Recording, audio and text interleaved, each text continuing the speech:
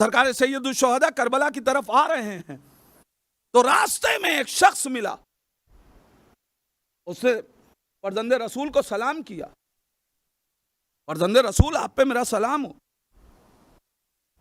इमाम आली मकाम ने सलाम का जवाब दिया, कहा मौला यह हमारा कुआं जो है इसका पानी बहुत नीचे है, मैं चाहता हूं कि आप पानी अपने दहने मुबारक में लेके और उसे कुएं में डाल दें। मुझे पता है कि आप रसूल के नवासे हैं, ऐसा करने से पानी कुएं का ऊपर आ जाएगा।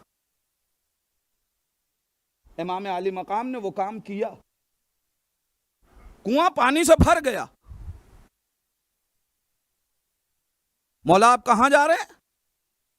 कहा मैं इराक जा रहा हूं दीन बचाने के लिए। लेकिन उसके बावजूद वो शख्स हुसैन के साथ न हो सका। इमाम आली मकाम से मादी फायदा तो हासिल किया,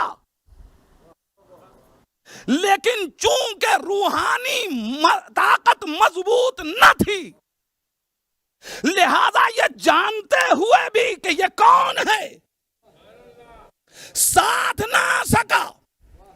मगर जो जाहिरन मुसलमान भी न था, तारीख पढ़िए, जनाबे वहबे कल्बी एक ईसाई है, इमाम आली मकाम वही रास्ता है, जा रहे हैं, रास्ते में देखते हैं कि एक सहरा में कयाम है, एक घर है। कहे मौला, सवाल किया इस सहरा में कैसे रहती हो? कहा मैं हूं, मेरा एक बेटा है, उसकी अभी जल्द शादी की है, उसी के साथ रहते। कैसे गुजारा करते? कहा हमारे पास कुछ जानवर हैं, हम उनके जरिए से गुजारा करते। कोई कमी? कहां आने वाले इस सहरा में पानी नहीं है, कमी पानी की है। देखिए सवाल वहां भी वही था, सवाल यहां भी वही है। इमाम ने ठोकर मारी, चश्मा जारी हो गया। जैसे ही चश्मा जारी हुआ, वहबे कल्बी की मां ने देखा, जो ईसाई मजहब पे थी। कहा आप कौन हैं? ये मौजज़ा तो मेरे ईसा का है। वो अपने मजहब पे थी मगर मानवियात से जुड़ी हुई थी, लिहाजा जैसे ही मौजज़े को देखा फौरन सवाल किया आप कौन हैं? ये मौजज़ा तो मेरे मसीह का है। कहा जिस मसीह की तुम बात कर रही हो, उसने जिस आखिरी नबी के आने की खबर दी थी, मैं उस नबी का नवासा हूं। वो नबी कहां है? कहा वो नबी दुनिया से जा चुका, अब इस वक्त मैं उसका जानशीन हूं। इतना सुना, फौरन कहती है मुझे कलमा पढ़ाइए। और जब मानवी ताकत इंसान की मजबूत हो तो फिर ज़ईफा हो के भी हुसैन के लश्कर का हिस्सा बनती है। मौला ने कलमा पढ़ाया, मुसलमान हो गई। मौला आगे बढ़े, काफिला आगे बढ़ा ही था कि बेटा आ गया।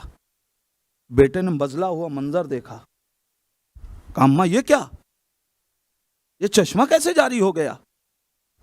मेरे लाल, अभी फर्जंदे रसूल का गुजर हुआ था,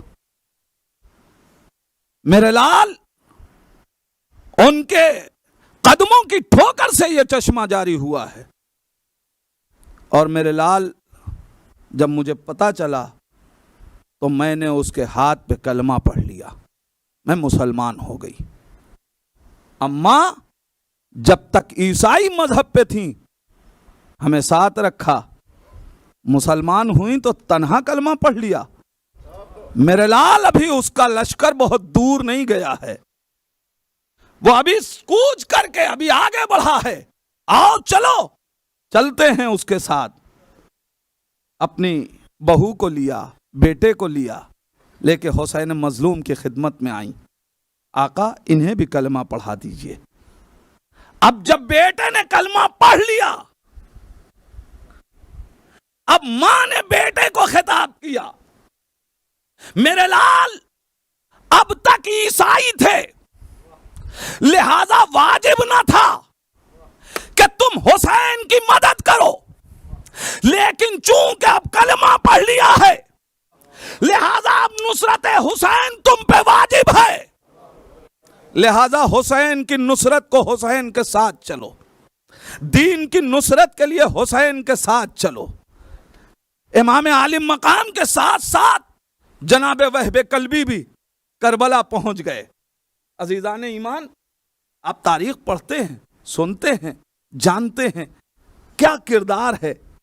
जब यह ताकत मिल गई, मानवी रिस्क हासिल हो गया, हुसैन की शफाअत मिल गई, तो फिर मुकद्दर बदल गया। जब तक हुसैन नहीं मिले थे, हयात जाहिरी तो कामयाब रही हो, मगर निजात का तसव्वुर न था।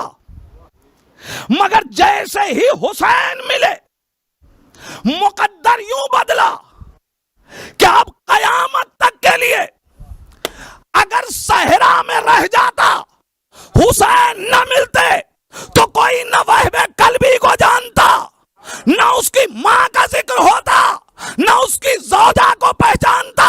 मगर हुसैन से जैसे ही इत्तिसाल हुआ, अब जब तक कयामत रहेगी, ये तीनों तस्करे जिंदा रहेंगे। अज़ीज़ान ईमान, ये है हुसैन से इत्तिसाल का फायदा। हुआ क्या? करबला पहुंचे, रोज़े आशूर, शबे आशूर, मां बेटे से कह रही है, मेरे लाल कल शहादत का बाजार गर्म होगा। देखिए मानवीयत, जब मानवी रिस्क मिल जाए इंसान को, तो अब तलवारें उसे झुका नहीं पाती, अब भूख उसे तोड़ नहीं पाती, अब सख्तियां उसे जुल्म के आगे घुटने टेकने नहीं देती।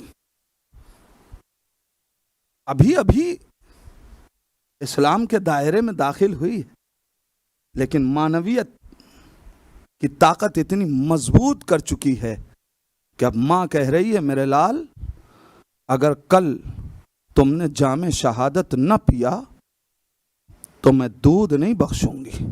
आयतुल्लाह मज़ाहिरी, उन्होंने अपने दर्स में इस वाक़े को पढ़ा। एक शख्स था, हुसैन के लिए किसी भी काम को छोटा न समझिएगा और हुसैन के किसी खादिम को छोटा न समझिएगा।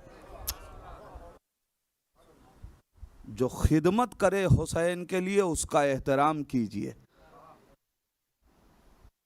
और जो काम मिल जाए हुसैन के लिए उसे शरफ समझ के कर लीजिए।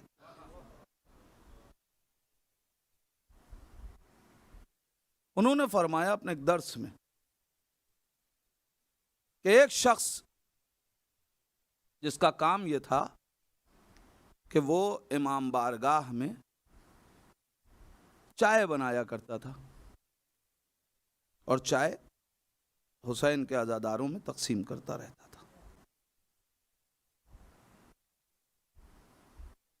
कई बरस तक उसने ये काम किया। उसने इस काम की बुनियाद के ऊपर कई बरस तक एक इमाम बारगाह में खिदमत अंजाम दी। उसका इंतकाल हो गया। जब इंतकाल हो गया तो उस शहर में जो आरिफ थे, उन्होंने चाहा कि देखूं कि इसे इसका अज्र इमाम हुसैन अलैहिस्सलाम ने क्या दिया।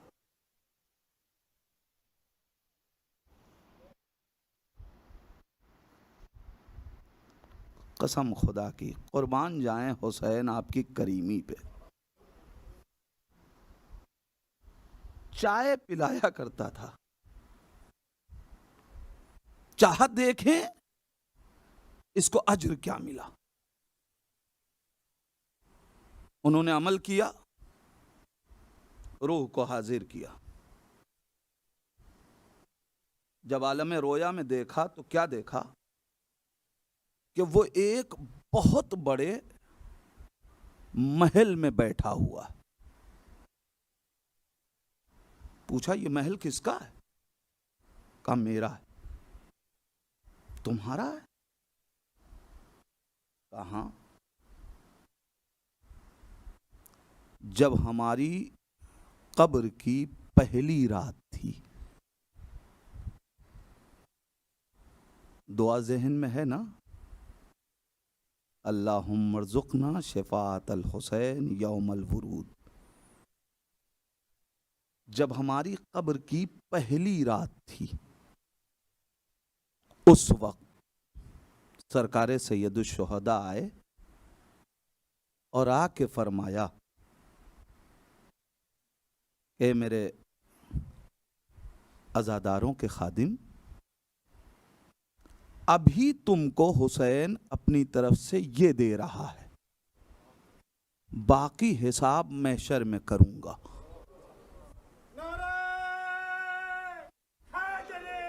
या अल्लाहुम्मा सल्ली।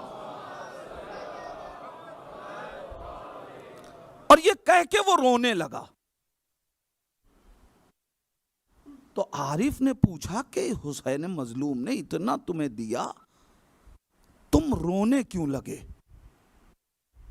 कहना जब मेरा आका आया ना तो उसने मुझसे कहा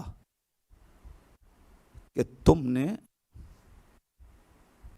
8732 प्याली चाय मेरे अज़ादारों को पिलाई है अपने हाथ से, ये उसका अजर है। मैं रो इस पे रहा हूं कि अगर मुझे पता होता कि हुसैन इतनी छोटी छोटी चीज़ों का हिसाब रखते हैं तो मैं एक प्याली चाय भी किसी अज़ादार को खुद उठाने न देता।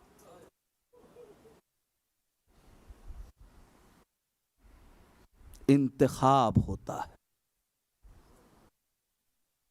अज़ादार ये हुसैन फख्र करें, कभी ये न सोचेंगे कि हमारी वजह से।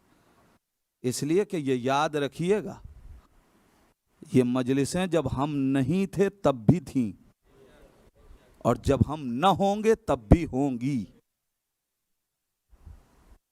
इस दौर में अगर हमें मुंतखब कर लिया गया तो ये शुक्र का मौका। और इसीलिए इंसान जब शुक्र अदा करता है तो खुदावंदे आलम नेमतों में इजाफा करता है। हम दुआ करते हैं, खुदा ने सिखाया है सलीका, इसे के हदीस कुदसी है, अल्लाहुम्मा अर्ज़ुक़नी शफ़ाअत अल हुसैन यौमल वुरूद। ए मेरे परवरदिगार हमारा रिज़्क़ करार दे। अल्लाहुम्मा अर्ज़ुक़नी, हमारा रिज़्क़ करार दे हुसैन की शफ़ाअत को। आज कायनात से पूछिए रिज़्क़ क्या है? हम क्या समझते हैं? हमारी निगाह में रिज़्क़ क्या है? हम समझते हैं कि रिज़्क़ का मतलब रोटी, कपड़ा, मकान, यही है रिज़्क़। अगर यही रिज़्क़ है तो फिर हम में और बड़ी माजरत के साथ जानवरों में फर्क क्या है? खुद जो दुआ हम कर रहे हैं अल्लाहुम्मा अर्ज़ुक़ना शफ़ाअतल हुसैन यौमल वुरूद। आप बताएं ये कौन सी सा रिस्क है? ये मादी रिस्क नहीं है, ये मानवी रिस्क है। और जब ये रिस्क आ जाए ना तो फिर मादी ताकतें इसके सामने टिक नहीं पाती। आप सब जानते हैं कि कायनात ने मादियात हमसे छीनी, मगर चूंकि मोहब्बत हुसैन की ताकत थी, लिहाजा किसी दौर में हमसे आजादारी को छीना न जा सका। हर दौर में वजह क्या है? वही मानवी रिस्क जो हुसैन की मोहब्बत से मुंतकिल हो रहा था, जो हुसैन के इश्क से मिल रहा था। अगर इंसान के पास, वरना आप तारीख उठा के देख लें, जो लोग इमाम हुसैन अलैहिस्सलाम से मादी रिस्क चाहने वाले थे वो कामयाब ना हो सके। तारीख शाहिद है।